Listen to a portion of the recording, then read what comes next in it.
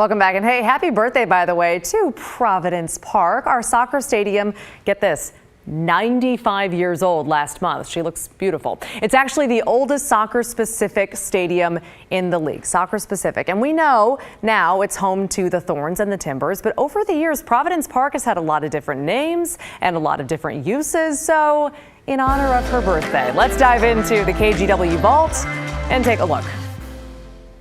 One of the highlights of every year's events in Portland is the Rose Festival, and this year's celebration was bigger than ever, climaxing weeks of preparation. Then came the night of June 11th at Multnomah Stadium with the coronation of Ruth Parrott of Grant High.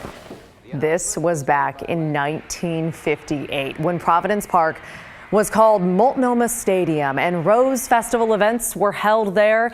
The site started as Multnomah Field way back in 1893, built by the Multnomah Athletic Club. It officially opened as a stadium in 1926, at the time called the Multnomah Civic Stadium. It was later bought by the city of Portland, and it hosted the Portland Beavers minor league baseball team, as well as college football games, dog racing, concerts, and speakers like evangelist Billy Graham. Then in 1975, the Portland Timbers played their first game at the stadium against the Seattle Sounders.